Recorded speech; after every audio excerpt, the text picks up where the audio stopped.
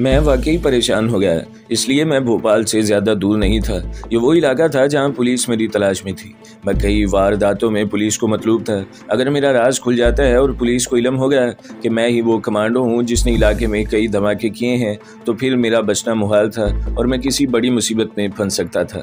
नागन दुर्गा शाम की शक्ल में मेरी जेब में थी। मेरे ज़हन ने तेज़ी से काम करना शुरू कर दिया। जैसा कि मैं पहले भी आपको बता चुका हूँ कि हिंदू खा कितना ही मॉडर्न और पढ़ा लिखा क्यों ना हो, वो बुनियादी तौर पर तोहम परस्त होता है और देवी देवताओं के शराब यानी बद्दुआओं से बेहद डरता है। मैंने दिल में तय कर लिया कि मुझे क्या करना चाहिए। टिकट चेकर अपनी सीट पर बैठ गया था और अपने साथी क्लर्कों से बगैर टिकट सफ़र करने वालों की सरजनिश के बारे में बातें करने लगा था। इतने में भोपाल की तरफ जाने वाली ट्रेन रवाना हो गई। मैं बड़ी हसरत भरी नज़रों से इसे दफ्तर के दरवाजे के बाहर प्लेटफॉर्म पर से गुजरते देखता रहा। जब ट्रेन चली गई और पुलिस के सिपाही भी चले गए और प्लेटफॉर्म पर किसी हद तक खामोशी छा गई, तो मैंने अपने प्लान पर अमल करते हुए ज़रा ऊंची आवाज़ में नारा लगाया, जय शिव शंकर। टिकट चेकर और दूसरे दोनों क्लर्कों ने मेरी तरफ देखा। टिकट चेकर ने सख्त लहजे में कहा, देखो आराम से बैठे रहो, ये तुम्हारे बाप का मंदिर नहीं है, रेलवे की हवालात है। तुम्हारी इन बातों का मुझ पर कोई असर नहीं होगा। मैंने दूसरी बार जय शिव शंकर का नारा बुलंद किया तो बददिमाग टिकट चेकर ने गुस्सीली आवाज़ में कहा, साले अब तेरी ऐसी मुरम्मत कराऊंगा कि नानी याद आ जाएगी। मैंने अपनी आवाज़ में साधु सन्यासियों वाला इत्मीनान पैदा करते हुए कहा, मूर्ख, तू नहीं जानता कि मैं कौन हूँ और जिस नाग को मैं भैरव जी के मंदिर की यात्रा कराने लिए जा रहा हूँ वो देवता शिव शंकर की देवदासी है। टिकट चेकर उठकर सलाखों के पास आ गया और इसने इंतहाई गुस्से में सलाखों में हाथ डालकर मुझे पीछे धकेला। मैं तुम फ्रॉड लोगों के सब चरित्र जानता हूँ। अरे मैं ग्वालियर का बरहमन हूँ। तुम्हारी इन मक्कारी बातों का मुझ पर कोई असर नहीं होगा, चुपके से बैठ जा। और वो बिड़बिड़ाता हुआ वापिस अपनी सीट पर जाकर बैठ गया। मैंने सोची समझी स्कीम के मुताबिक जेब में हाथ डालकर नागिन दुर्गा को निकालकर अपने हाथ में पकड़ लिया और बुलंद आवाज में कहा, ऐ महाप्रभु शिवशंकर की देवदासी दुर्गावती, ये मूर्ख भैरव जी की यात्रा से रोक रहा है। इनको बता कि तू कौन है। और मैंने जेब में हाथ डालकर नागिन दुर्गा को बाहर निकाल लिया। मुझे मालूम था कि वहाँ जो बातें हुई हैं वो नागिन दुर्गा ने बाकायदा सुन ली हैं और वो इस ड्रामे में अपना किरदार अदा करने के लिए पूरी तरह तैयार होगी। चुनाचे ऐसा ही हुआ। जैसे ही मैंने नागिन दुर्गा को अपने हाथ में लेकर बुलंद किया, नागिन दुर्गा ने औरत की आवाज़ में कहा, इन मूर्खों को बता दो कि मैं शिवजी महाराज की देवदासी दुर्गा हूँ। अगर उन्होंने मुझे भैरव जी की यात्रा न करने दी तो मैं इन्हें ऐसा श्राप दूंगी कि इनकी सारी संतान अगले 1 लाख जन्मों में कुत्तों की शक्ल में पैदा होगी। मैंने जो ड्रामा खेला था ये इसका क्लाइमैक्स था। मैंने देखा कि टिकट चेकर और दोनों क्लर्क अपनी सीटों से उठकर खड़े हो गए। इनके रंग उड़ गए और इनके जिस्म जैसे थर थर कांप रहे थे। बात ही ऐसी थी, इनके सामने एक सांप औरत की आवाज़ में बोल रही थी। ये देखकर तो एक आम आदमी, यहाँ तक कि कोई अंग्रेज साइंसदान भी एक बार तो ज़रूर हैरान परेशान हो जाता।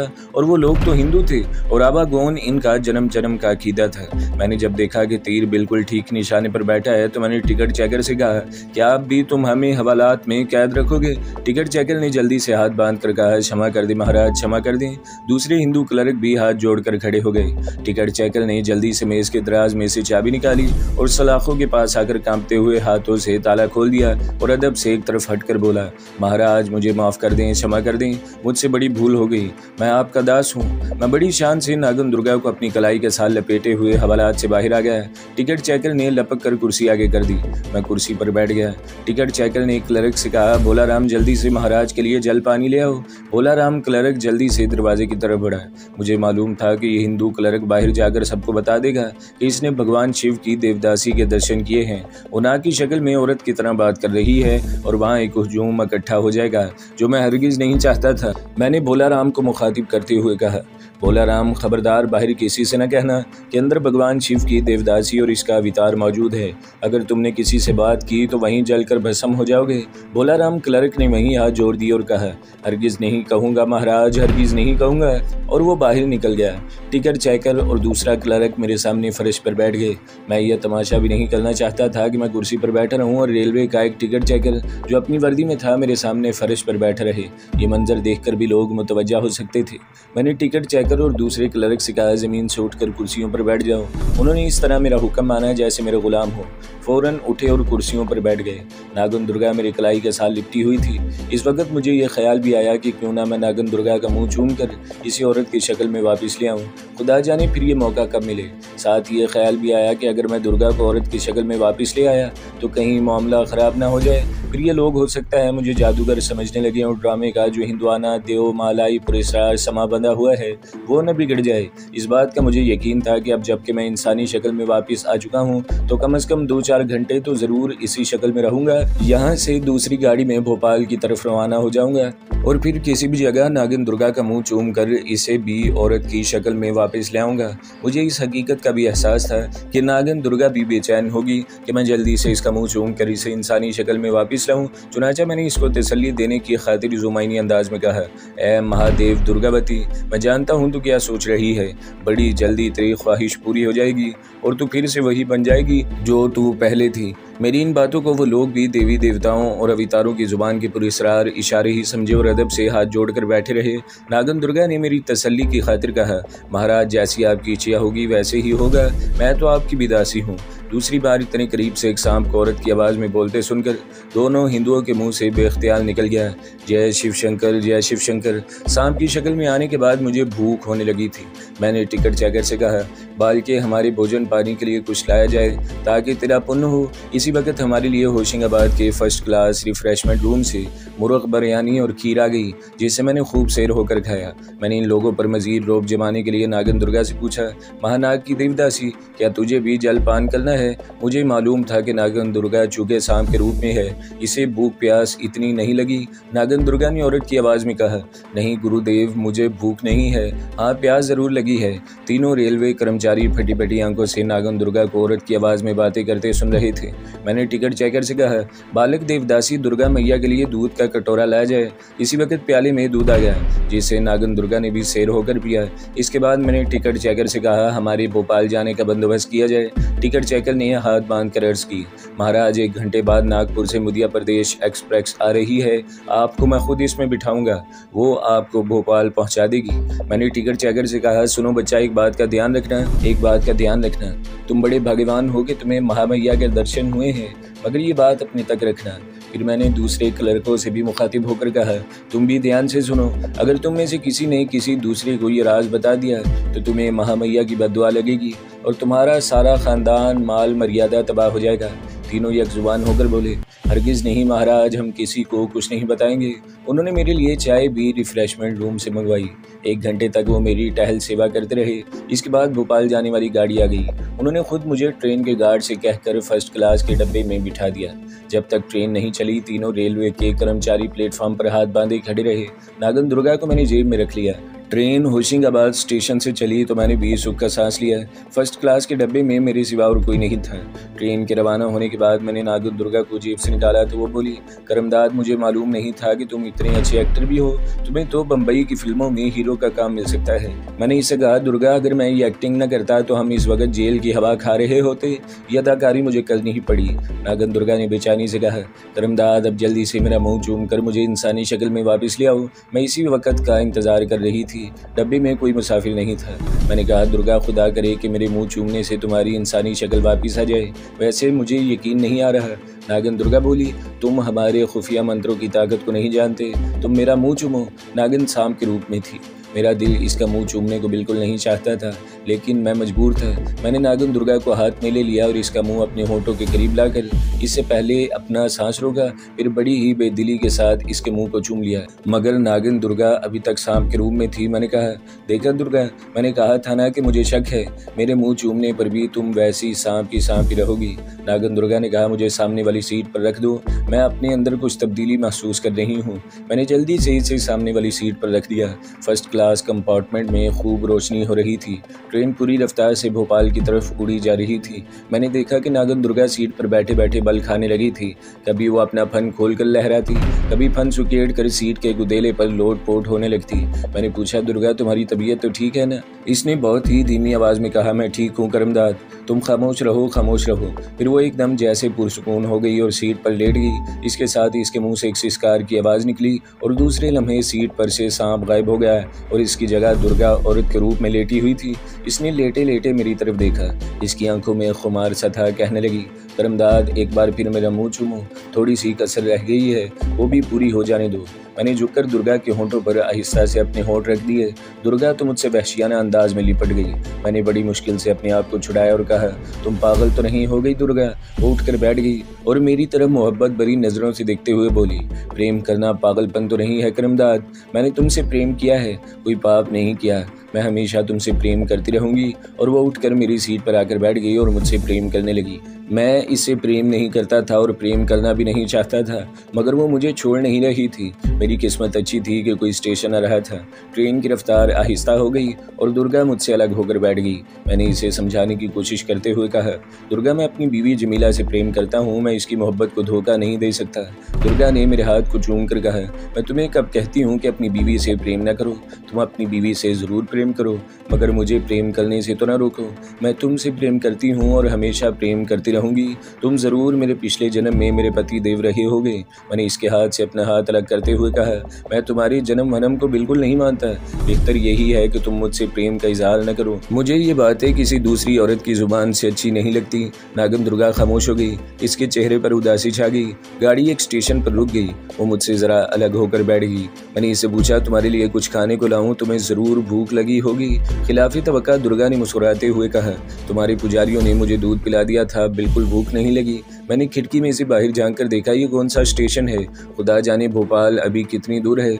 दुर्गा भी उठकर खिड़की में से बाहर देखने लगी। मामूली सा स्टेशन था। कहने लगी, भोपाल ज़्यादा दूर नहीं है, भोपाल हम रात पहुंच जाएंगे। स्टेशन से बाहर निकलकर मैंने दुर्गा से पूछा, अब तुम नागन के रूप में नहीं हो, औरत बन चुकी हो। मेरा ख्याल है तुम्हारा अकेले भैरव के मंदिर में जाना ठीक नहीं। वो मेरी तरफ अजीब अंदाज में देखकर बोली, तो क्या तुम मुझे अपने साथ ले जाना चाहते हो? मैंने कहा, यह चाहने या ना चाहने की बात नहीं है। सूरत हाल ऐसी पैदा हो गई है कि तुम्हारा इतनी रात गए भैरव जी के मंदिर में जाना मुनासिब नहीं लगता, तो फिर मुझे भी अपने साथ ले चलो। लेकिन मैं नागिन दुर्गा को किसी हालत में भी भोपाल के सरफरोश मुजाहिदों की खुफिया कमीनगाह का रास्ता नहीं दिखाना चाहता था।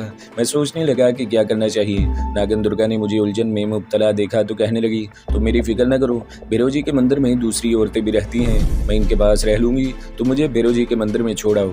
मैंने कहा, अगर वहाँ दूसरी औरतें भी रहती हैं तो फिर ठीक है। इसने मेरा मसला हल कर दिया था। मैंने खाली रक्शे को हाथ देकर रोका। हम दोनों इसमें बैठ गए। मैंने रक्शे वाले को भैरव जी के मंदिर जाने का कहा और रक्षा रवाना हो गया। रात काफ़ी भीग चुकी थी। भोपाल के बाजार तकरीबन खाली पड़े थे। भैरव जी का मंदिर शहर के मशरकी हिस्से में वाक़ था।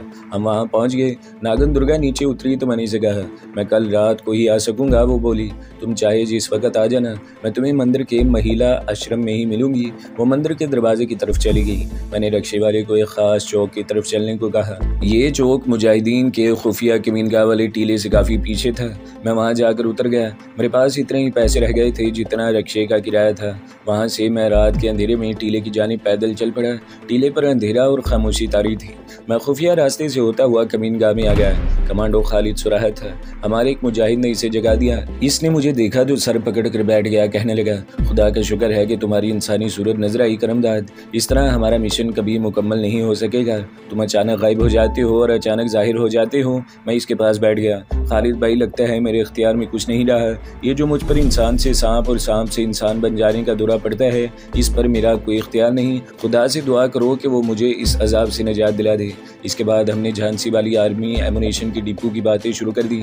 कमांडो खालिद कहने लगा, हमारा मुजाहिद इस एमुनेशन डिपो की एक तफसील मालूम करके ले आया है। गोला बारूद का ये डिपो एक टीले के ऊपर है। वहाँ सिक्योरिटी बहुत सख्त है। पहाड़ी की चारों तरफ डैलान पर मशीन गन्नों के 4 मोर्चे हैं। क्या रात को संतरी गश्त भी लगाते हैं? मैंने पूछा। खालिद ने कहा, ये बात मैंने अपने मुजाहिद से ख़ास तौर पर मालूम की थी। चूँकि कोई इमरजेंसी वाली बात नहीं है, इसलिए रात को या दिन के वक्त वहाँ कोई पेट्रोल पार्टी गश्त नहीं लगाती। एमुनेशन डिपो में अंदर जाने का गेट किस तरफ है? कमांडो खालिद ने मुझे कापी के एक सफ़े पर इसका पूरा नक्शा बनाकर दिखाया। कहने लगा, हफ्ते में 2 बार यहाँ से फौजी ट्रकों में गोला बारूद और जदीद तरीन असलहा भरकर मकबूजा कश्मीर में तैनात भारतीय यूनिटों को सप्लाई किया जाता है। मैंने खालिद से कहा, इस जगह सिविलियन मजदूर भी ज़रूर काम करते होंगे। तुम सिर्फ ये मालूम करो कि अगर वहाँ सिविलियन मजदूर भी काम करते हैं तो वो कौन हैं और झांसी में कहाँ कहाँ पर रहते हैं। मुझे यकीन है कि चूँकि ये ज़ख़ीरा शहर के अंदर है, इसलिए रोज़ यहाँ असला वगैरह ट्रकों में लादा जाता है। कम अज़ कम इस रोज़ 4-5 सिविलियन मजदूर फौजियों का हाथ बटाने ज़रूर आते होंगे। खालिद ने कहा, मैं कल ही मालूम करके तुम्हें बता दूंगा कि तुम अब तो कहीं नहीं जाओगे ना। मैंने कहा, अब नहीं जाऊंगा। अगर मेरी काया पलट भी हो गई तब भी मैं अपने इस अहम तरीन मिशन को मुकम्मल किए बगैर यहाँ से हरगिज़ नहीं जाऊँगा। कमांडो खालिद ने इसी वक्त अपना एक आदमी शहर की तरफ दौड़ा दिया कि वो अपने खास सुराग रसा को बुला कर ले आए, क्योंकि झांसी की तरफ एक गाड़ी भोपाल स्टेशन से मुँह अंधेरे छूटती है। कोई आधे घंटे बाद अपना सुराग रसा भी आ गया। खालिद ने इसे खास हिदायत देकर स्टेशन की तरफ रवाना कर दिया। दूसरे दिन शाम के वक्त मैं और खालिद कमीनगाह की कोठरी में बैठे अपने मिशन की तफसीलात का जायजा ले रहे थे कि एक मुजाहिद आ गया। वो साधु सन्यासी की भेष में था। इसकी ड्यूटी कमीनगाह के टीले से कुछ फासले पर रहकर निगरानी करने की थी। इसने आकर बताया कि बाहर मामला कुछ मशकूक नजर आता है।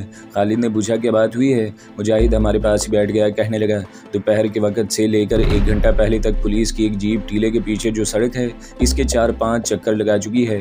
क्या ये जीप टीले की तरफ भी आई थी?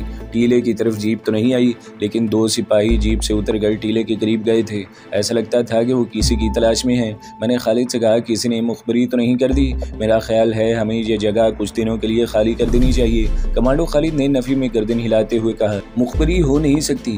फिर खुद ही कहने लगा हो सकता है पुलिस किसी मफरूर मुजरिम की तलाश में हो जो मुजाहिद ये खबर लेकर आया था। कहने लगा सर मुझे दाल में कुछ काला लगता है। करमदाद साहब की तजवीज़ मुझे मुनासिब लगती है। हमें कुछ दिनों के लिए यहाँ से किसी दूसरी जगह चले जाना चाहिए। मगर कमांडो खालिद ने इस तजवीज़ को मुस्तरद करते हुए कहा हमारी खुफिया जगह जिस मुकाम पर है वहाँ कोई नहीं आ सकता। आज तक किसी को कानो कान खबर नहीं हुई। दूसरी बात यह है कि भोपाल पुलिस में हमारे 2-4 आदमी ऐसे मौजूद हैं जो हमें हंगामी हालात पैदा हो जाने की सूरत में फ़ौरन इतला कर सकते हैं। इसलिए परेशान होने की कोई ज़रूरत नहीं। तुम अपने ठिकाने पर जाकर बैठ जाओ और निगरानी करते रहो। अगर हालात ज़्यादा तशवीशनाक नजर आएँ तो हमें फ़ौरन खबर कर देना है। फिर हम यहाँ से पुराने किले वाली जगह पर चले जाएंगे। मुजाहिद चला गया। मैंने खालिद से कहा खालिद भाई मेरा ख्याल है तुमने दूरअंदेशी से काम नहीं लिया। मैं अभी भी यही कहूँगा कि हम सबको फ़ौरन ये जगह खाली करके पुराने किले वाली कमीनगाह में चले जाना चाहिए। मगर खुदा जाने कमांडो खालिद के दिल में क्या था और वो क्या सोच रहा था। कहने लगा करमदाद परेशान होने की कोई बात नहीं है। अगर पुलिस ने यहाँ छापा भी मारा तो यकीन करो हमें हमारे आदमी 2 घंटे पहले इसकी खबर दे देंगे। मैंने कहा मैं इस मामले में तुमसे मुत्तफिक नहीं हूँ। वो बोला अभी इन बातों को रहने दो, ये बताओ कि हमें अपने मिशन के लिए और किस चीज़ की ज़रूरत होगी। मैंने कहा सबसे पहले तो हमें किसी तरह ये मालूम करना चाहिए कि जब एमुनेशन डिपो से ट्रकों में गोला बारूद लादा जाता है तो क्या इस वक्त शहरी मजदूर भी फौजियों का हाथ बटाते हैं या नहीं। अगर सिविलियन मजदूर इस रोज़ वहाँ जाते हैं तो इन मजदूरों की तादाद कितनी है और वो शहर में कहाँ कहाँ रहते हैं। खालिद बोला ये हमें इसी हफ्ते मालूम हो जाएगा, इसकी तुम फिक्र न करो। जब शाम का अंधेरा रात के अंधेरे में घुल मिल गया और खालिद की घड़ी ने शाम के 7 बजाए तो मैंने इसे कहा कि मैं नागिन की खैर खैरियत मालूम करने भैरव जी के मंदिर जा रहा हूँ। नागन दुर्गा के बारे में मैंने खालिद को सारा किस्सा सुना दिया। इसने मेरे जाने पर कोई एतराज़ न किया, सिर्फ इतना कहा अब तो भाभी भी यहाँ नहीं है, दुर्गा भी सांप के रूप में नहीं है और तुमसे प्रेम भी करने लगी है, इसलिए ज़रा मुहतात होकर रहना। मैंने हंस कर कहा खालिद भाई मैं इतना कच्चा और कमज़ोर नहीं हूँ और फिर मुझे अपने खुदा पर भरोसा है। खालिद बोला फिर भी एहतियात ज़रूरी है, मगर तुम खाना तो खाते जाओ, तुम्हारे पास तो पैसे भी नहीं हैं। खालिद ने मुझे 200 रुपये दिए और कहा ये अपने पास रखो, तुम्हारे काम आएंगे। मैं खुफिया कमीनगाह से बड़ी एहतियात के साथ और चारों तरफ से खबरदार रहकर बाहर निकला।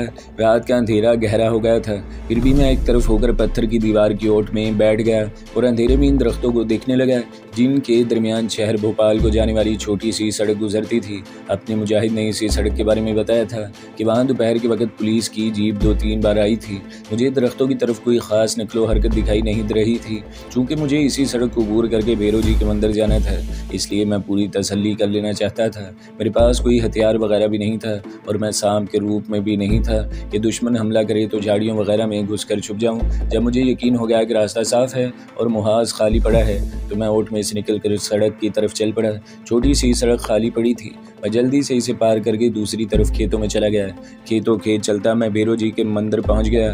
वहाँ कुछ पुजारी और पुजारने नजर आई। मैं इनकी नज़र बचाकर मंदिर में दाखिल हो गया। एक छोटे लड़के से महिला आश्रम का पूछा। वहाँ मुझे नागन दुर्गा कोने वाले नलके के पास बैठी मिल गई। वो कोई कपड़ा धो रही थी। मुझे देखकर उठ खड़ी हुई, कहने लगी मेरी कोठरी में आ जाओ। कोठरी में आकर इसने कपड़े को निचोड़कर झाड़ा तो वो इसका ब्लाउज था। शर्माते हुए बोली मुंह दूसरी तरफ कर लो। मैंने कहा इन बातों को छोड़ो, ये बताओ कि यहाँ कोई ख़ास वाक़या तो नहीं हुआ। वो मेरे पास चारपाई पर बैठ गई। कहने लगी एक अजीब बात ज़रूर हुई है।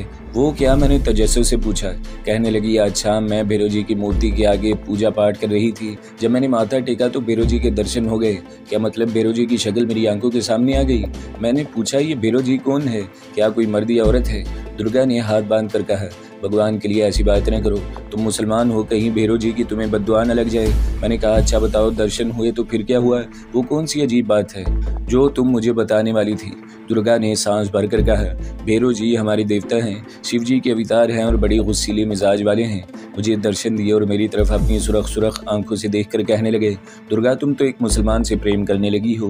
वो मुसलमान हमारी मूर्तियों को पाश करने वाले महमूद गजनवी का भाईबंद है, इसको छोड़ दो। मैंने कहा, महाराज मैं तो इसको दिल से प्रेम करती हूँ। भैरव जी गुस्से में आ गए, कहने लगे, अगर तूने इस मुसलमान को ना छोड़ा तो मैं तुम्हें शराब दे दूंगा और तुम ऐसी मुसीबत में फंसोगी कि जिंदगी भर इससे छुटकारा नहीं मिलेगा। ये कहकर भैरव जी गायब हो गए। तो दोस्तों, अगली किस्त सुनने के लिए हमारे चैनल को ज़रूर सब्सक्राइब करें, वीडियो को लाइक करें और बेल के आइकन पर भी क्लिक कर दें ताकि हर जो आने वाली वीडियोज़ हैं वो आपको सबसे पहले मिलती रहें।